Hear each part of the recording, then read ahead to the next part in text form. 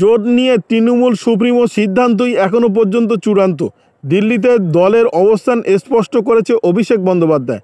কি বলেছে অভিষেক বন্দ্যোপাধ্যায় সব বিস্তারিত জানতে পারবেন। আপনারা দেখছেন top Barasat news YouTube channel. জোট নিয়ে তৃণমূল সুপ্রিমো সিদ্ধান্তই চূড়ান্ত। বৃহস্পতিবার দিল্লির সাংবাদিকের মুখোমুখি হয়ে এমনটাই স্পষ্টভাবে জানিয়েছেন তৃণমূলের সর্বভারতীয় সাধারণ সম্পাদক অভিষেক বন্দ্যোপাধ্যায়। সংসদের অধিবেশনে যোগ দিতে দিল্লিতে রয়েছেন অভিষেক। সেখানেই এই অবস্থান তুলে ধরেছেন ডায়মন্ড হারবারের সাংসদ অভিষেক। লোকসভা নির্বাচনের বাংলায় একা লড়বে তৃণমূল কংগ্রেস।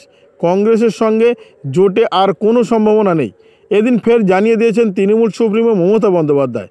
দলনেত্রীর সুরে সুর মিলিয়ে এদিন দিল্লিতে সংসদে বাজেট অধিবেশনে যোগ দিয়ে একই অবস্থান তুলে ধরেছেন তৃণমূলের সর্বভারতীয় সাধারণ সম্পাদক অভিষেক বন্দ্যোপাধ্যায়।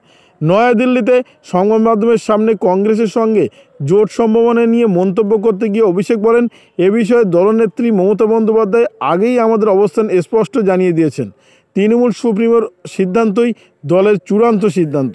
অর্থাৎ বাংলায় যে জোট সম্ভাবনা আর কোনোভাবেই অবশিষ্ট নেই তা এদিন দিল্লিতে স্পষ্টভাবে জানিয়ে দিয়েছেন অভিষেক বন্দ্যোপাধ্যায়। এই পরিস্থিতিতে 6 তারিখ দিল্লি গিয়ে মমতা বন্দ্যোপাধ্যায় বিজেপি বিরোধী আঞ্চলিক দলগুলিকে নিয়ে কি বার্তা দেন সেটাই দেখার বিষয়। আবারও বলছি, তৃণমূল সুপ্রিমো মমতা বন্দ্যোপাধ্যায়ের সিদ্ধান্তই আসল সিদ্ধান্ত বা এই সিদ্ধান্তই সিলমোহর। অর্থাৎ কংগ্রেসের সঙ্গে জোট হওয়ার আর কোনো রকম সম্ভাবনা নেই, এমনটা জানিয়েছে অভিষেক বন্দ্যোপাধ্যায়। জোট নিয়ে তৃণমূলের সুপ্রিমো মমতা বন্দ্যোপাধ্যায়ের সিদ্ধান্তই সঠিক এবং এই সিদ্ধান্তই শেষ। এই সিদ্ধান্ততেই অনড় থাকবে তৃণমূল কংগ্রেস। বৃহস্পতিবার দিল্লিতে সাংবাদিকদের মুখোমুখি হয়ে স্পষ্টভাবে জানিয়েছে সর্বভারতীয় সাধারণ সম্পাদক অভিষেক বন্দ্যোপাধ্যায়। সংসদের অধিবেশনে যোগ দিতে দিল্লিতে রয়েছেন অভিষেক, আর সেখানেই অবস্থান তুলে ধরেছেন ডায়মন্ড হারবারের সাংসদ। লোকসভা নির্বাচনে বাংলায় তৃণমূল একাই লড়বে, কংগ্রেসের সঙ্গে জোট হওয়ার কোনো রকম সম্ভাবনা আর তেমন খুব একটা নেই, এদিন ফের জানিয়ে দিয়েছেন তৃণমূল সুপ্রিমো মমতা বন্দ্যোপাধ্যায়। আজকে তৃণমূল সুপ্রিমো মমতা বন্দ্যোপাধ্যায় রাজ্যের বকেয়া টাকা কেন্দ্রের কাছে চাওয়ার জন্যে অবস্থান বিক্ষোভ করছেন আজ থেকে আগামীকাল পর্যন্ত। অর্থাৎ 48 ঘন্টা এই অবস্থান বিক্ষোভ চলবে বলেই জানিয়েছে তৃণমূল মমতা বন্দ্যোপাধ্যায়।